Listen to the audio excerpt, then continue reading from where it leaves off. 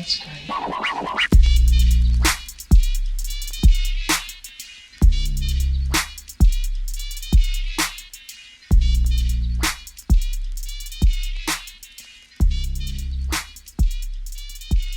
That's great. Hey everybody, how's it going? Welcome to episode 9 of the Tell Me Something Great podcast. This is Justin Yates, your host, checking in. How's it going? First things first sip of coffee for the day.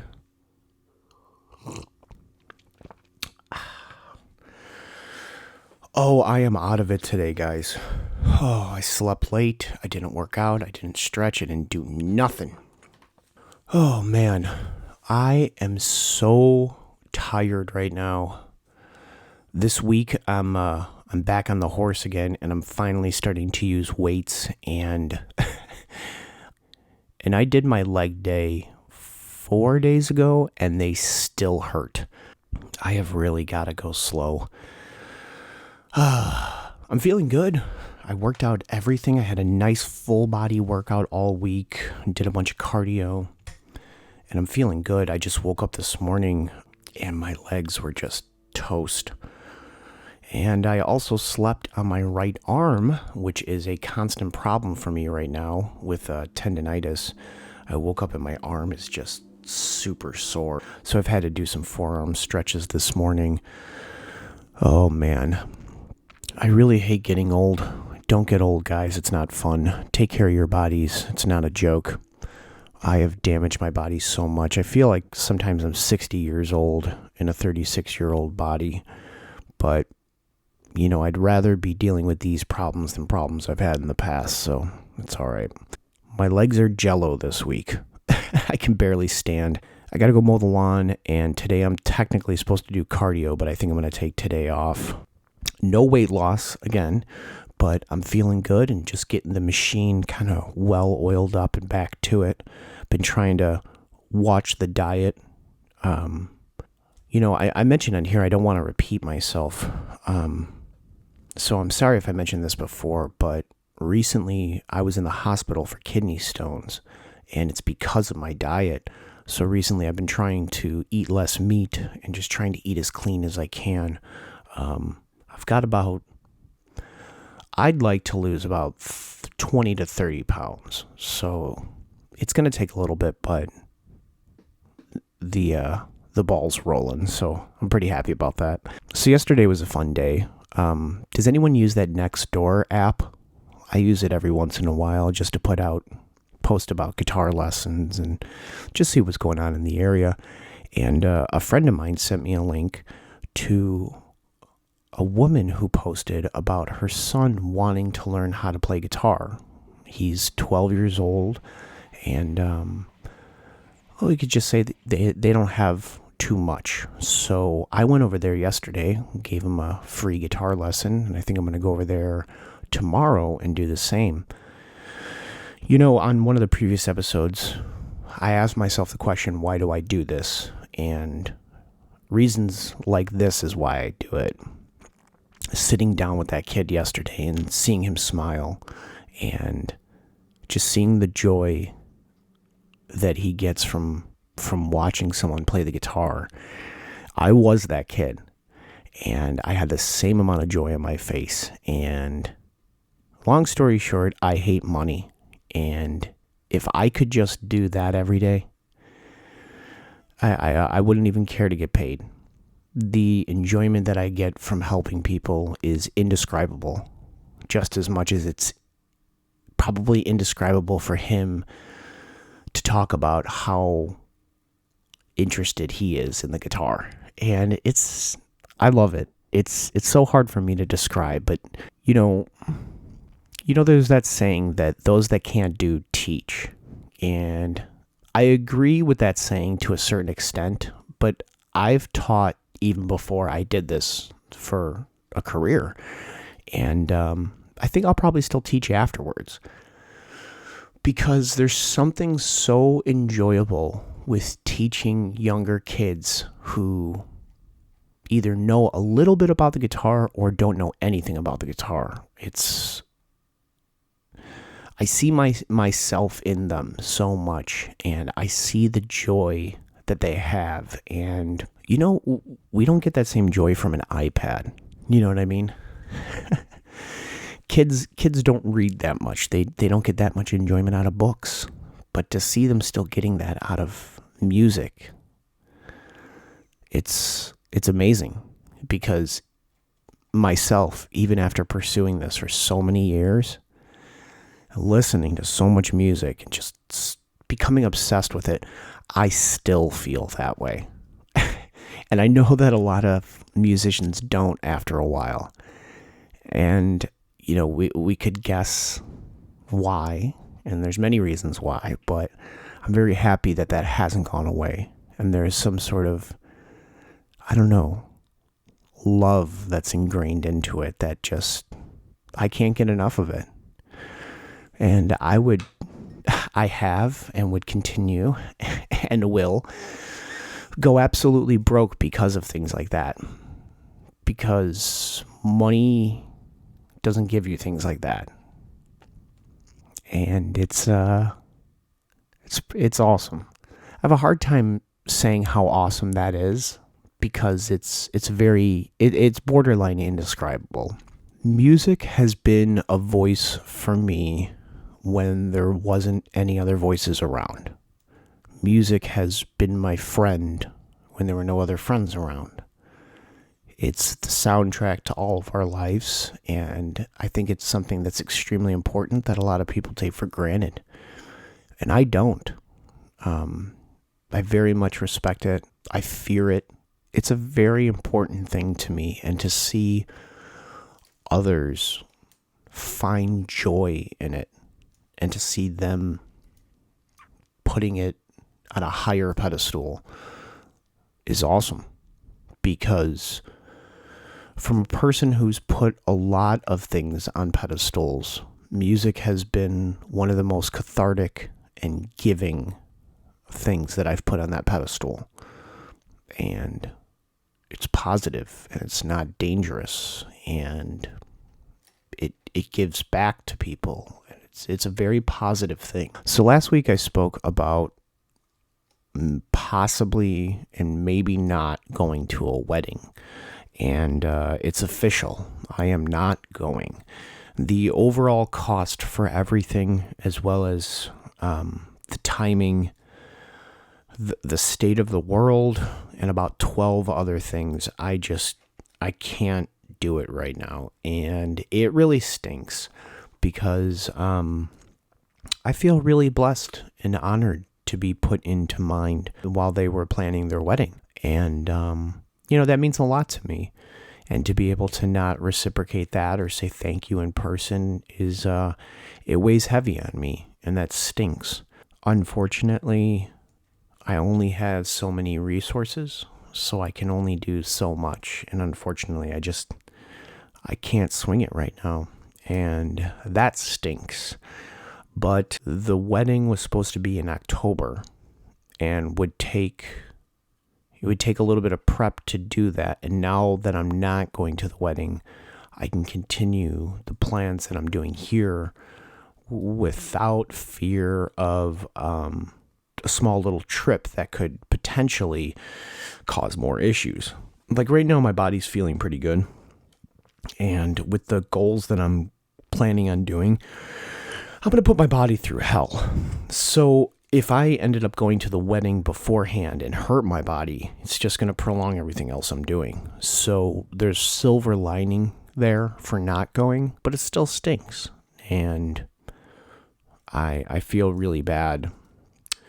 But I'm going to send a nice gift, and I heard that they're going to be streaming it online, so I'll make sure to tune in from start to finish. I've had many loved ones in my life that over time, I don't know if I can sit back and say that I still have the same care for them. But the person that's getting married is a cousin of mine, and I've known her since she was born. And she's a lovely individual who's blossomed into an amazing woman. And it kills me to not be able to share that day with her. And I don't think she listens to this podcast, but if she ever does, I hope she knows that this weighs on me and that I love her very much, and I'm thankful that she asked. And I hope she can understand.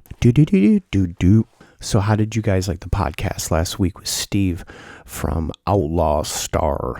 I was super nervous because Outlaw Star is one of my favorite shows, and to tell you the truth, I didn't think that the interview with Steve would go through. We had a bunch of back and forth, but it ended up working out, and I really loved the interview. We were able to talk about one of my favorite shows for a little bit, talk about voice acting and all kinds of stuff. If you guys didn't get a chance to check it out, I'll put a card up in the video right now that you can click to and check it out. It's a fun interview, and if you're a fan of Outlaw Star, you're definitely going to enjoy this. You know, the guests that I've had on the show so far have been pretty amazing, and I am beyond blessed that everything has gone smoothly so far with the Tell Me Something Great podcast. And the interviews I've done so far have been bonkers, and the interviews that I have lined up are also going to be very crazy. So I hope you guys stay tuned. But this whole week I was actually working on wrapping up 2 of the last interviews for season 1, and one of them sent me down memory lane. And all I've got to say is that if you've been following my career for a while, just stay tuned. There's going to be a few interviews that come up that I think you're really going to enjoy. So on the last podcast, we talked about crunching numbers, and that the producer that I want to work with, Dustin Bennett, he threw me some options for what I can do with this next batch of music. And after a bunch of debating and crunching numbers, I think what's going to happen is we're going to go with the gold plan, which is going to be the most expensive and the most labor intensive. But I think with all things considered, it's going to be the best plan of action. Now, Dustin's really cool. So I think what our plan is going to be is to solidify the gold package and do everything we can for these songs. But we're going to go in with a very strict mindset to hopefully shave a few dollars off of the overall price. If we can get in there and we're efficient and we save time and we're not messing around, that can shave a few bucks. And I'll definitely need it because the gold package is not going to be cheap. So if you enjoy what I do, by all means, please pick up some of the fundraiser sales I have going on right now. I've got a 12 by 12 monkey metal sign for sale, a bunch of fundraiser packs, fundraiser zombie monkey t-shirts, and a lot more over at the Big Cartel page, which is justinyates.bigcartel.com. So as far as the gold package with Dustin, how this is going to work out is basically doing the gold package is going to give us both time, which is really helpful because we don't really know how well my body will perform until we're there. Last time I sat and recorded a bunch of songs was for the album Friend, and that was hell. But my body was also in a much worse state. And it's been a couple years, so I'm ready to not only release new music, but my body's ready to do it again. But it's going to be interesting to see how it performs. And that's why the gold package is nice, is because it gives us both the comfortability to know that, okay, well, we're not going to sit around just wasting time, but if we need to apply extra time because this becomes physically difficult, we can, and we don't have to be, I guess, worried about having it charge us more for quote unquote wasting time. There's also a lot of other little perks that come with this package. Some of them I almost don't want to disclose because I'm a sucker for a good surprise, but one thing that will be really cool is that we're going to do some video work there. And for lack of a better way of explaining it, Dustin's got a lot of fun toys. And I'm not sure right now what the extent of the video work will be. But oh man, if I get the opportunity to play with some of these toys, it's half the fun of being at Dustin's studio. I think I mentioned this before. Sorry to be so repetitive, but I worked at Dustin's studio for a while. I met Dustin, was an acquaintance, and we became closer friends, but I was a client first and then became a coworker. And I've still been a client and had him work on some projects here or there, but this will be the first, I don't know, this will be like the biggest thing that we'll be able to work on together that is just solely for him and me. Not a job for hire, not another client, not anything like that.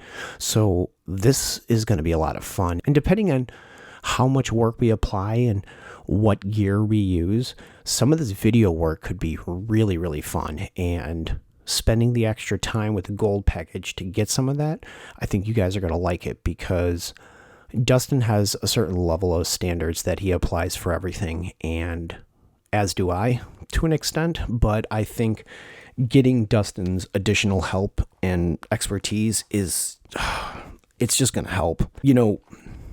Investing this much money and time into this next little batch of songs it's kind of scary in some ways, which it shouldn't be, because I'm very invested in what I do.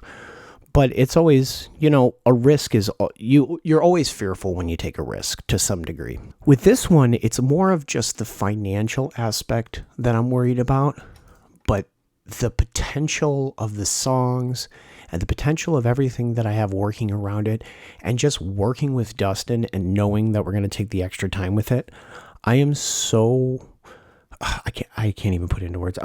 I'm so happy. I'm so excited. I'm so excited to just do that I almost lose sight of what the final product will be.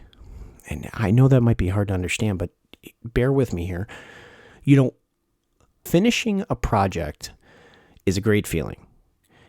It's a sense of accomplishment,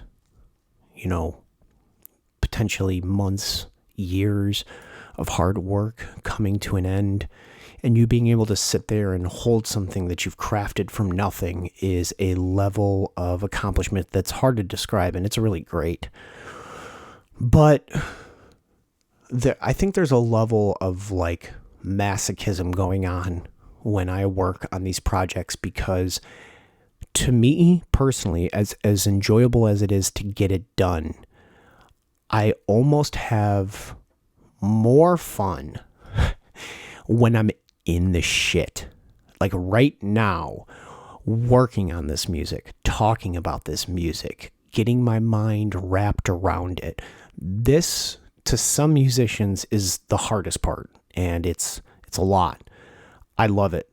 I love being able to sponge with people and work on these ideas. This is, the creation side of this is so fun. I love it. So the idea of going to one of my favorite studios with one of my favorite people to work on something, and we have the luxury of time to apply to this project, it's so fun. Like, I'm so lucky to be able to be like, yeah, this is what I'm doing next, because just being in the studio working on stuff is just so much fun. And it's going to be a lot of fun to go out and play these new songs live. It's going to be fun to show you guys. It's going to be fun to, package it all and get it all together. And I love every aspect of it, but this working, you're, the best way I can describe it is you're in the shit, which is a war term. Like, this is where the hard work is. This is where, this isn't the triumph of winning the war. Like, this is the war. This is where the work comes in. This is where the magic can happen. This is where, you've taken pen to paper, but now you're going to apply so much more.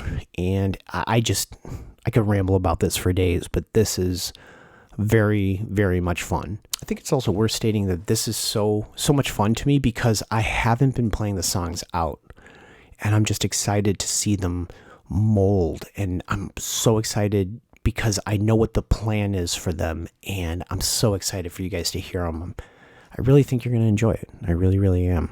You know, I was speaking to somebody about this, and I thought you guys would find it funny.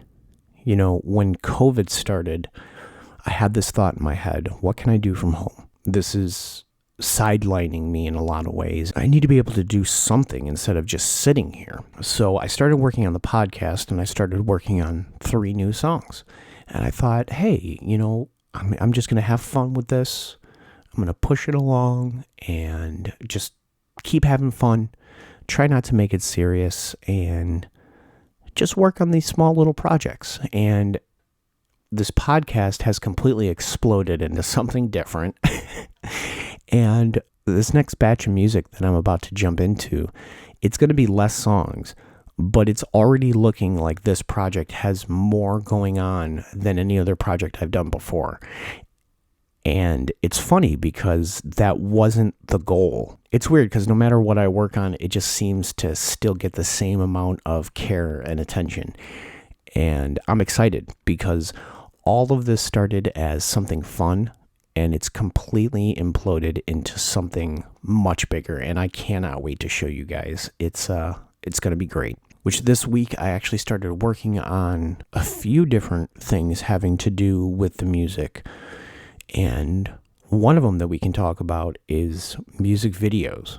And there's going to be 3 songs on this batch of music, but I think I'm only going to be doing 2 videos. Maybe I'll do 3. But as of right now, I'm just wrapping my head around 2 of them. And for one of them, I put down a down deposit for a few props. So I'm waiting to see how that turns out. I'm a little nervous because I've had to hire someone in, Bulgaria? Bolivia? I don't know. I'm looking it up right now. But I found someone in, Bulgaria, who is actually very talented. So I took a risk and I took a chance. And we're going to see if these props turn out well. If not, it's going to alter one of the music video ideas, but it's not going to stop it. There's a plan B in place. And then the other song, I actually have been speaking to somebody online who has a little bit more experience with commercial shoots and let's just say more professional shoots than I've done.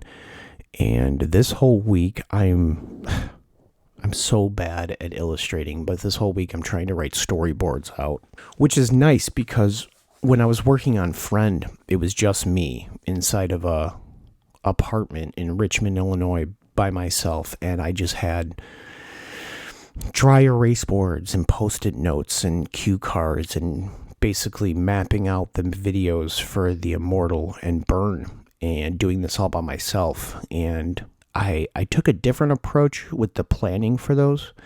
And with this new video, I'm taking more of the conventional approach with using storyboards because I'm working with somebody else. That's about as much as I can say about it because we've only had one conference call so far talking about it.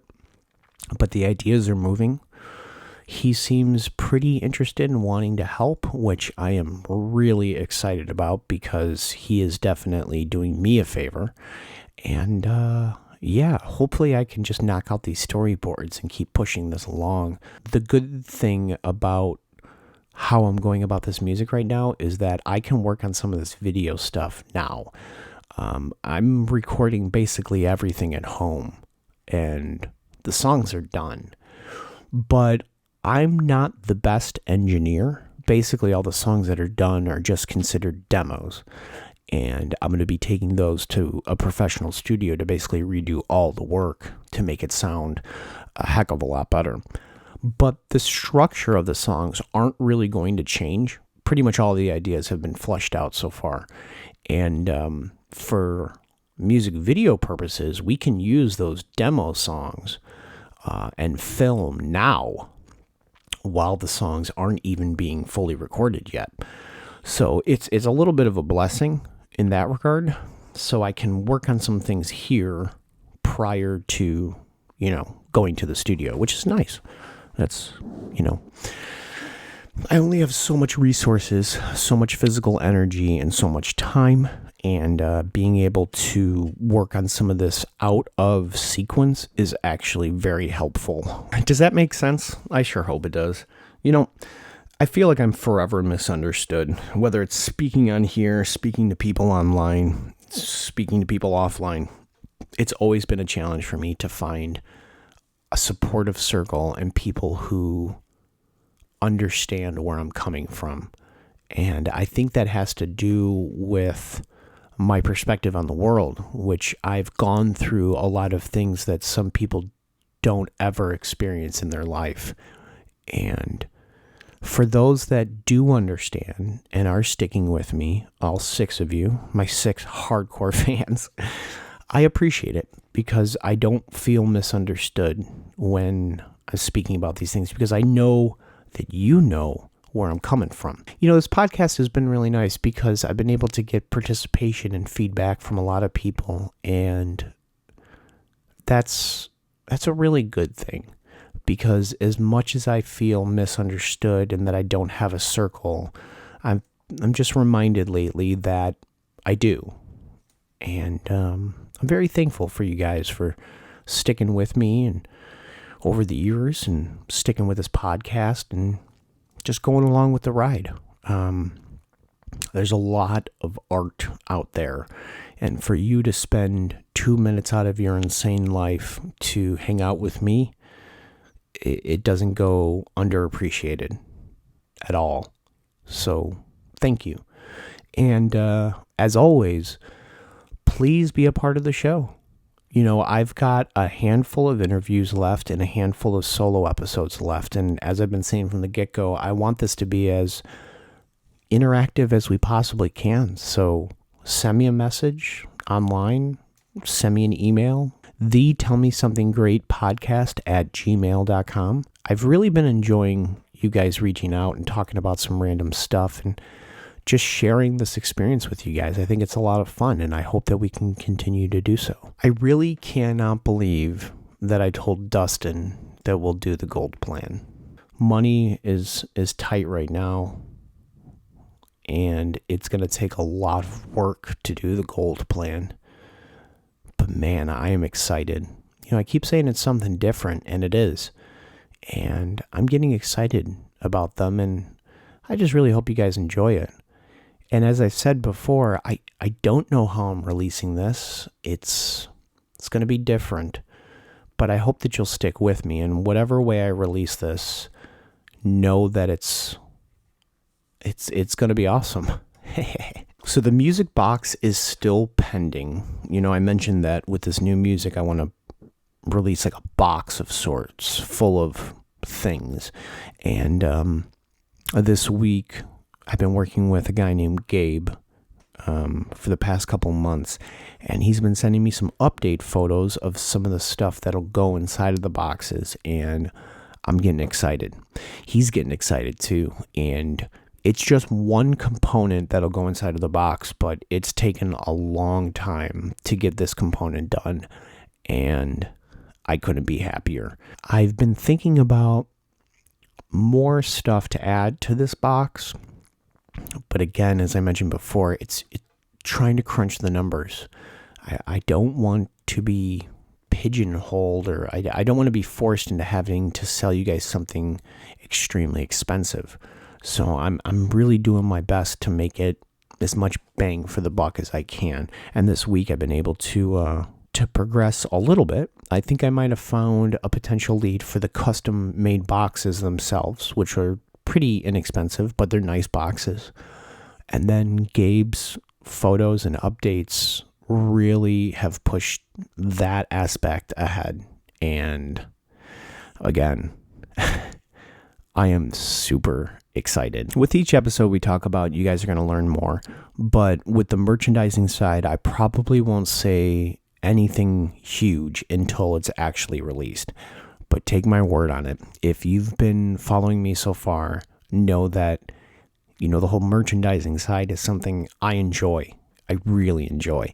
And I'm always trying to bring you guys something new, something different, something fun. And this time around is, I don't say this often, but I think I hit it up to a new level. I think I pushed my expectations up a little bit more, and I pushed what's going on to a higher level, and I think you guys are really going to like it. So I have a tour vehicle that I got a couple years ago, which is a Ford E250 Econoline extended cab. I found a ridiculous deal for it. I haven't been using it much, but I plan to use it soon. And I've wanted to make all kinds of renovations to the van, but I gotta be honest, it's really expensive.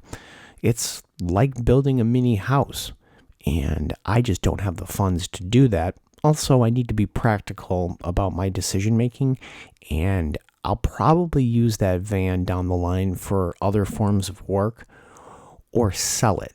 So, putting permanent builds inside of the van is probably not a smart thing.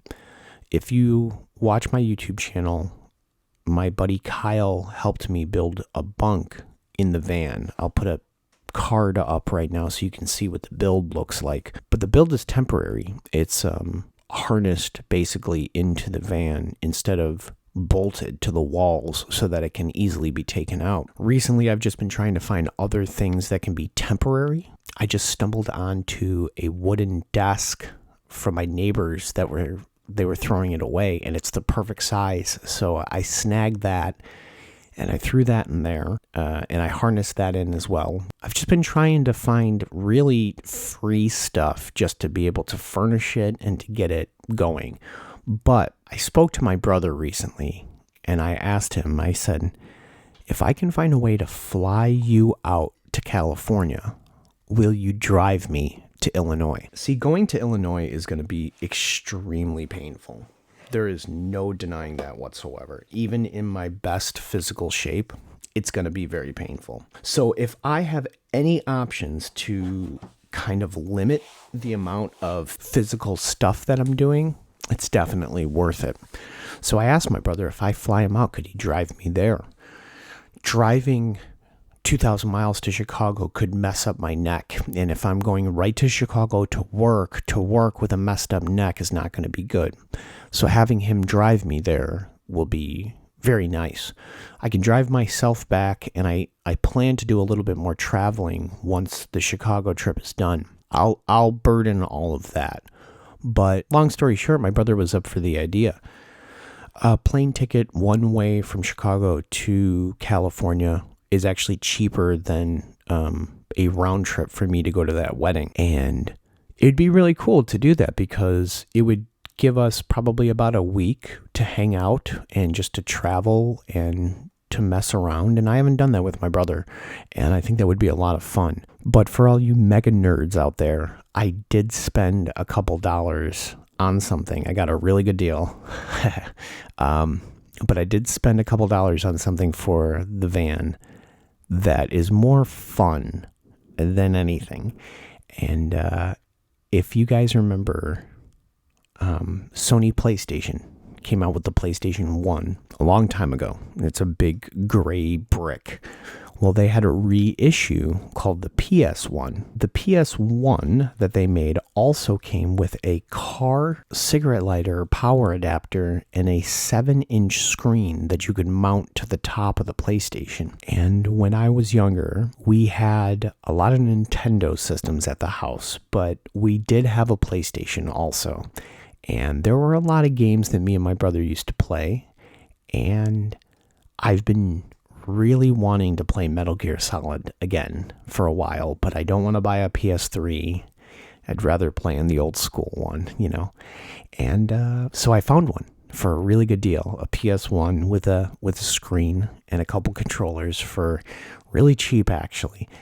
And I'm going to find a way to mount that in the van so that as me and my brother are traveling, we'll have some old school games to play and, be able to just kind of hang out, have some nostalgia pop up and, kind of relive some of those fun times. And I understand I'm making a mobile fort with this, and I'm just trying to resynthesize times from my past, but I think it's a great idea, and it's going to be a lot of fun. And, modern tour vehicles and RVs and buses that musicians use and other people use, they've got their satellite TV and they've got their brand new Xbox with their multiplayer and stuff like that. And you know what? You guys can have it. Looking at this small PS1 with a 7-inch screen, maybe only 2 of the 6 of you will know the type of joy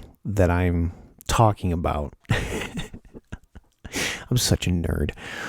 But I gotta say, it is so awesome looking at this thing, and I can't wait to play some older games with my brother. Just playing Tony Hawk and Dave Mirra and WWF SmackDown, and oh man, just all those fun classic games. It's going to be a good time. This week is just dragging on. I got to be honest with you guys. I don't have much to talk about this week because it's just been grind city. It's finalizing podcasts, conference calls to get the music started, trying to make money where I can, trying to not spend money, trying not to eat extra bullshit, just trying to stay as healthy as I can. It's been kind of a boring week, but a productive week, and that's not boring at all, But this is what a lot of my weeks are going to look like.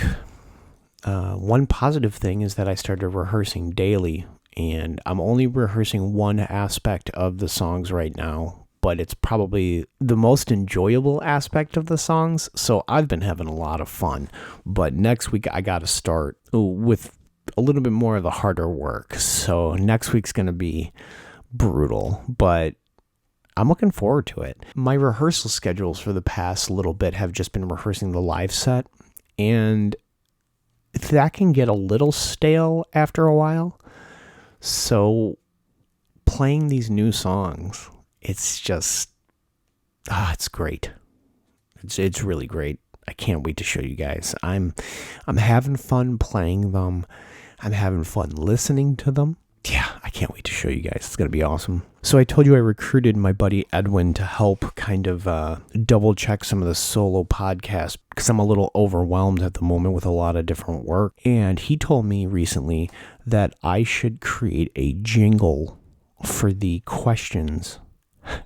What do you guys think? Do you guys think I should make a jingle for the fan questions? Boo-doo boop. Boo-doo-doo-doo-doo-doo. Time for fan questions. Let me know.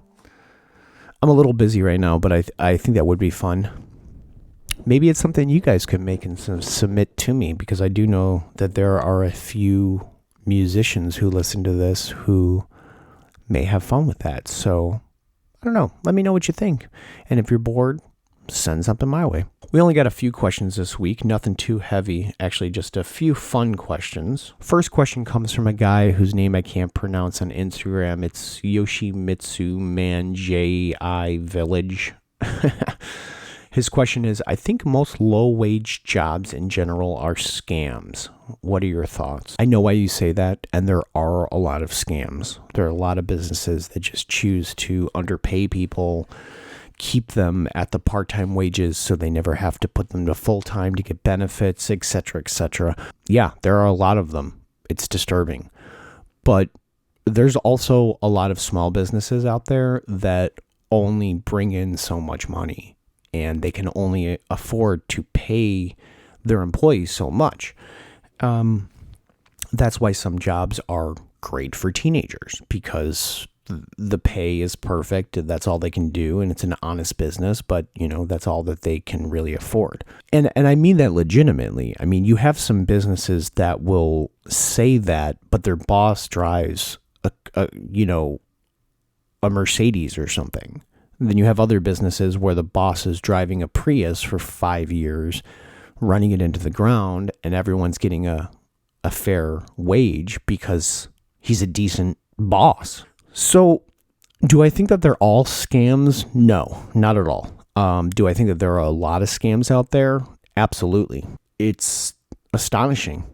It is really astonishing. I really like that Reddit page, Choosing Beggars or Choosy Beggars or whatever it's called. When you see those job listings that say that they're like $16 an hour, but you need a doctorate or something like that. Like, there's so many scam jobs out there. It's ridiculous.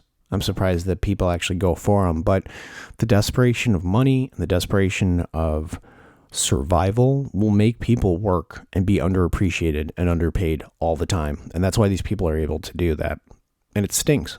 And it doesn't mean that the people that take those jobs don't value themselves or their time. Sometimes they're just not able to get anything different, And I can empathize with that. I've had to take some shit jobs in my past. But I think for every, 10 shitty jobs out there, there's at least 2 decent business owners. Keep your head to the grindstone and you'll find them. And not all the jobs out there are shit. Got a buddy Eric on Instagram ask, what is the best kind of taco? Dude, I have no idea. I don't eat many tacos. I can say this though. What is it? Chicago Black Star Tacos? Is that what it's called? Big Star, Chicago. It's a Mexican restaurant in Chicago, Illinois. I've been here a couple times. They always have some really interesting tacos. I believe one of them that they had was called the End of the World taco. It was I don't even remember. I think it was served in a bag of chips or something. Those tacos were pretty good, but I'm not really a big taco guy. I got to be honest with you. My diet is very repetitive. I very much eat the same stuff as a bodybuilder does. So I eat a lot of the same stuff. I eat oatmeal every morning. I do my green drink, a little bit less these days, but I usually just eat chicken. I try to eat it as clean as I possibly can. And it doesn't mean I don't like tacos, but I'm not that big of a taco guy. But if you are in Chicago, Illinois, check out this place called Big Star. I went there a couple times, but I was introduced to it by a musician from the Chicago area and a good friend of mine named Dina Simone. We went out there one night after a gig, I think. Oh man, that was a few years ago. I can't remember. But she took me there and it was good. It was really good. So check that out. There's my recommendation. Robot_Chipmunk on Instagram asks, what gets you up every morning? The knowledge that soon I will be drinking the blood of my enemies. I think that's what motivates me. No, all jokes aside, that's a really deep question. I know personally, Robot, that you're a younger guy, so that's a pretty deep question for you to ask. At different points in time in my life, there were probably different reasons that motivated me. Whether that was self-destruction, music, women, money, all different types of motivators. But what gets me up every morning is that I'm working on a number of different goals right now, inside and outside of the stuff that you guys know, and they're much bigger than me. And I'm motivated to want to not only give myself a better future, but to work on something that can benefit others as well. And I've been taking a lot of time to be able to really focus on that. I joked with saying the blood of my enemies, but there is no joke or lie when I say anger and frustration fueled me for a very long time. And these days, I put love at the center, or at least try to put love at the center of everything I do. And what gets me up every day is thinking about how great the day can be, and thinking about what I can accomplish, and that this life is very beautiful, and it's not as dark as I may feel it is at times. And that motivation of wanting to feel something great and see that beauty that I know that's there, and be that beauty and be that, that light. It motivates me a lot. And I think because of my obsessive and addictive nature, that I'm so obsessed with that topic of wanting to just do better and wanting to make life worth living, that every time I wake up, even if I'm in pain from the body situation, or I wake up and I have stresses from whatever's going on, I'm able and lucky enough to be in an environment where I can sit back and put some of these things into perspective. And at one point in time, I wasn't able to do that. And because I wasn't able to do that, I didn't want to get up in the morning. And I hated my existence and I hated everything. And I can see a lot of good in the world now. And I get up and I want to do good for myself and for others. And that motivation keeps me going, along with a lot of other positive motivations. I mean, I woke up this morning after giving that guitar lesson yesterday, and even though my body feels like hammered shit today, I felt so good from doing that lesson yesterday with that kid. I just woke up and thinking about how great it was to see him smile. And I just held on to that, and it's been motivating me throughout the entire day. I hope that answers your question. Next question comes from my old friend, big fan of the music, Matt, aka Slick. No one will understand that, but me and Matt do. He asked, what are some of your favorite movies or any genre? And this is a question that I could ramble about for a long time because I studied film for years. I was in theater growing up. I did plays through high school. I worked at Blockbuster. I worked with independent film crews and teams, and I wanted to make movies for a long time. I was pretty discouraged with it, and I think I kind of shifted over to music around the age of about 17. But film was a huge thing in my life. I think at one point in time I owned like 900 movies. I ended up selling them to fund my participation in a band that we won't mention. But yeah, I'm obsessed with film. And I love all of it, from rom-coms to westerns, to thrillers, mysteries, to dramas, to stoner comedies. I mean, I'm a fan of all of it. But if I had to pick a certain genre that I like more than anything else, it would probably be drama. And some of my favorite movies, that's hard. I have got a lot of favorite movies, from older movies, from classic Hitchcock movies, to just classic movies in general.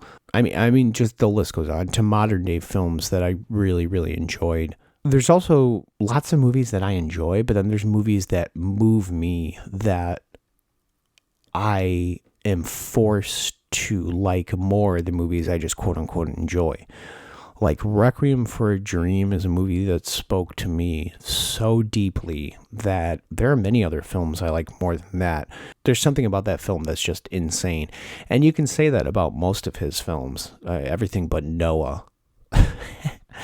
No, but all jokes aside, I mean, a lot of those films that he makes they'll make you think. The Fountain was great, Black Swan, Requiem, Pi. I mean, he's got a whole mess of them. Yeah, it's really hard, man. I mean, I like Korean films from Takeshi Miike to, obscure grindhouse movies from back in the day, to cult classics like Cannibal Holocaust and Battle Royale, all the way up to modern day documentaries. I like, what is it? Making a Murderer, Wild Wild Country was new.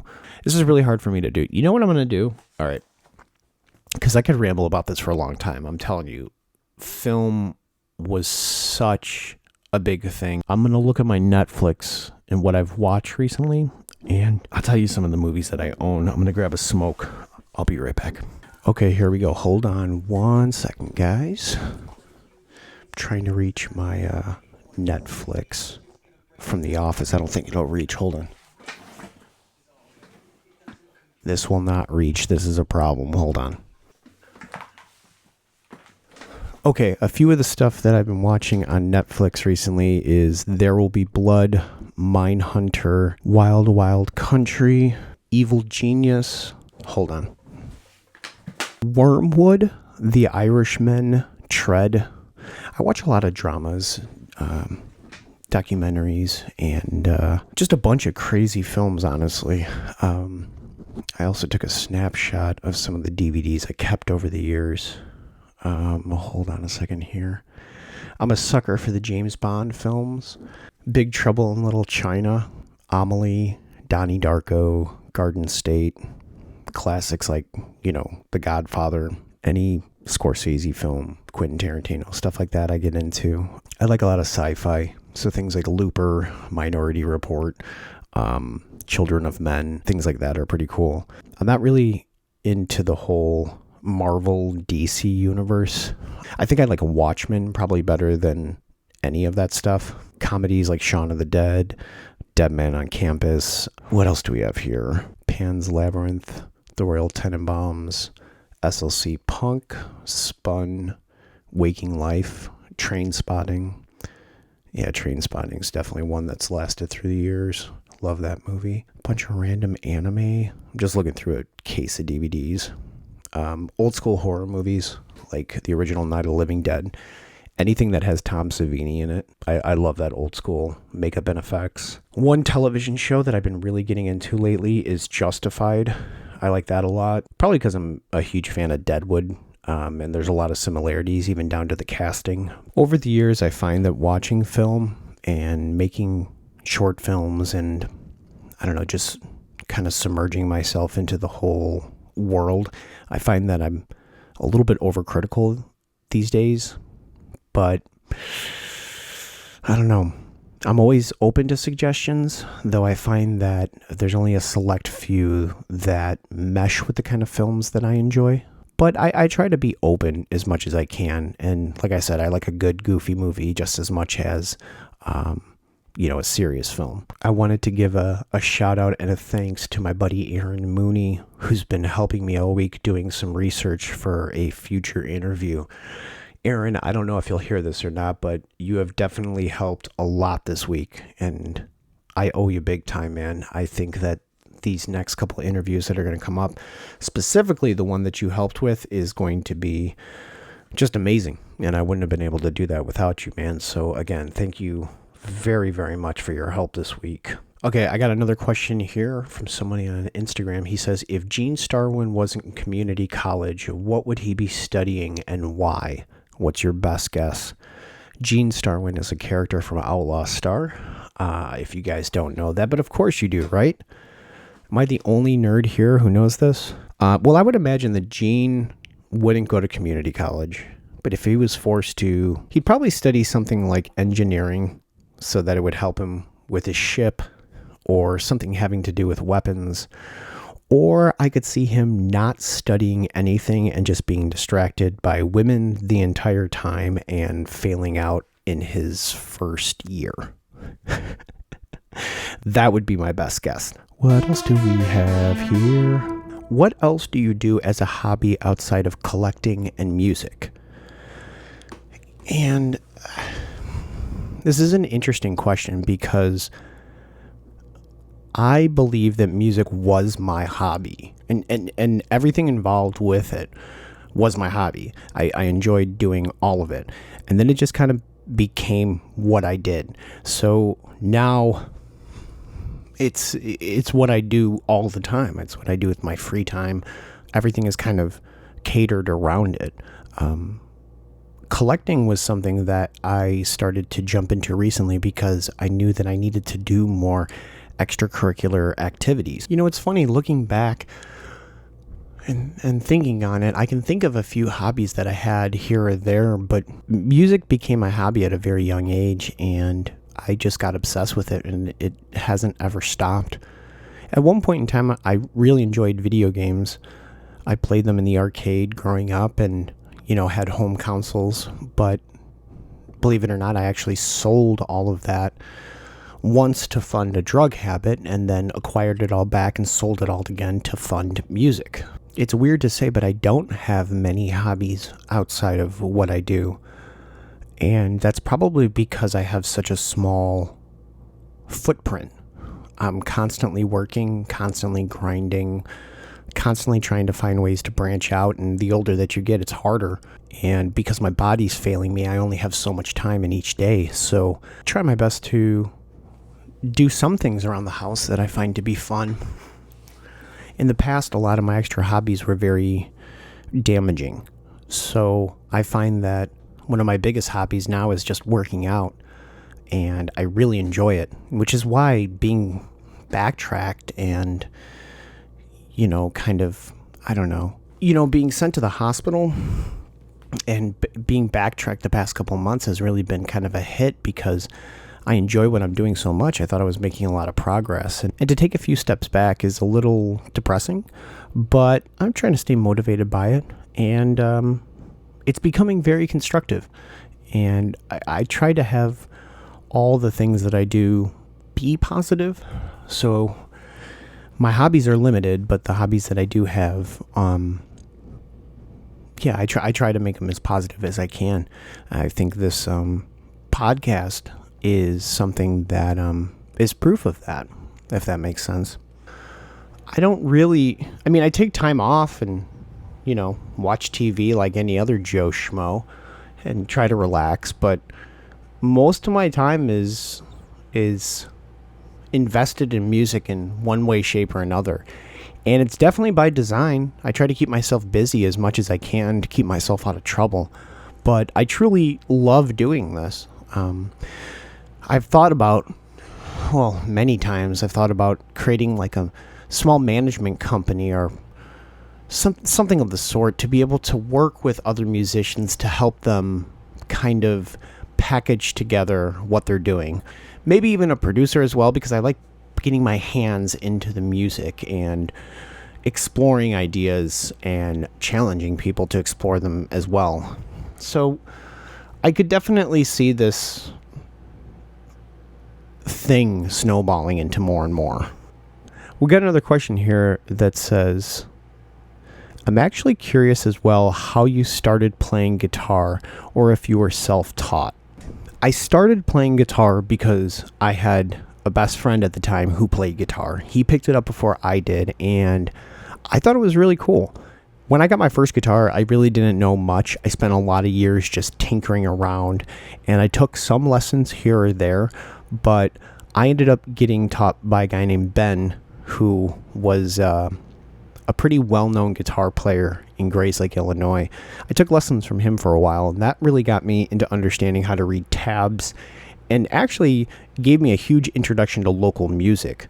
From then on, I just became a sponge, and I took private lessons. I took lessons at local community colleges. I joined bands. I played with people.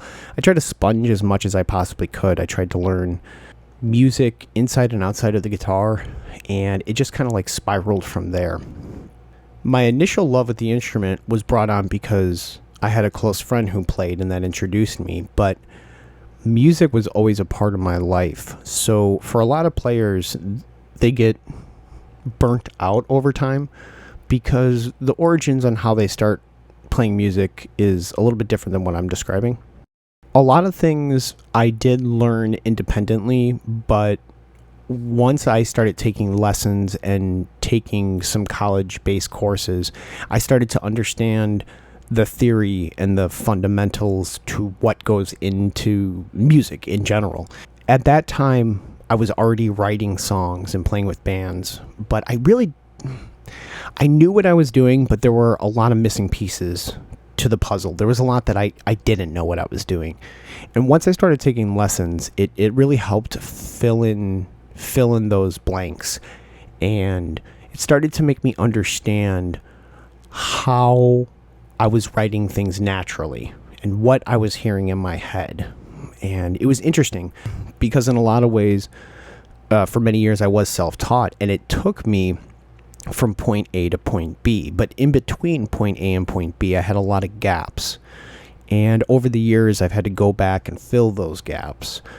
And I can still, to this day, get from point A to point B. But now, because of years being self-taught and years taking classes and working with people and writing music, etc., my journey from A to B is a lot more well thought out, and there's a lot more information there, and it helps me create a lot better.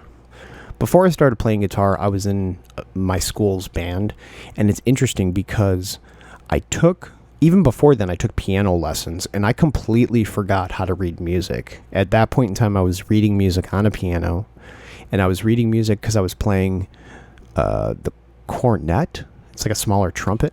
So I was reading music, playing with the entire band, but I remember I stopped doing that at around 4th grade, and I went into the percussion side, and because I saw a drum set and I just thought it was amazing, and I didn't understand how to use my hands and legs independently, so I couldn't really play the drum set. I never got into jazz band, but I did a lot of percussion based things, from playing bass drum, snare drum, all types of stuff like that. So before I played guitar, I already had some formal teaching to a certain degree, and some of that I remembered and some of that I didn't remember, so it helped.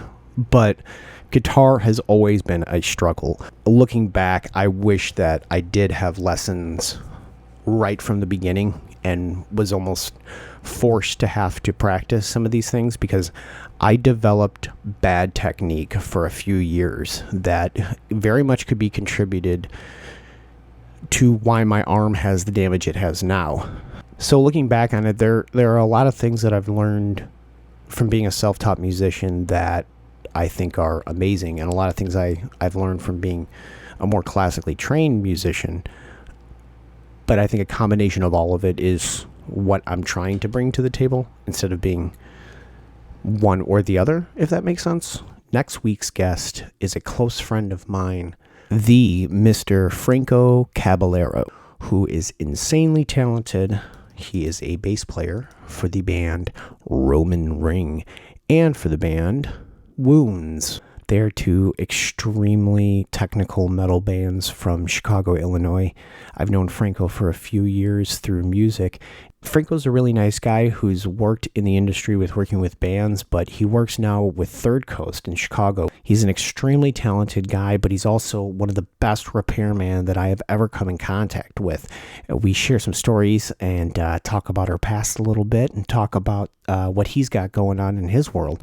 So make sure to tune in next week. It's a great interview. I think you guys will enjoy it. I think that's all for this week. I'm a little out of it, but like I said, I've just been grinding this week, so it's a little boring over here, but it is what it is. As always, guys, thank you for tuning in and thank you for listening. If you haven't had a chance to check out the previous episodes, please do. Make sure to, like, subscribe, leave a comment, let me know what you think, and make sure to submit a question.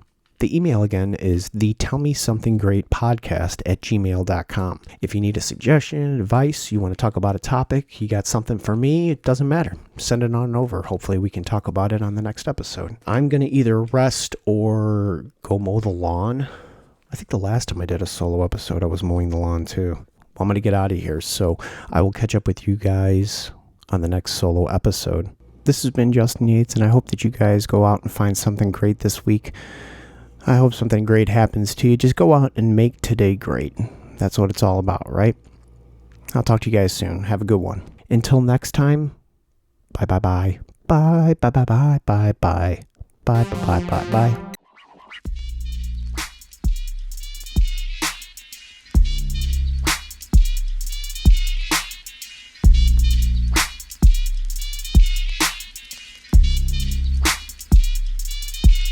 That's great.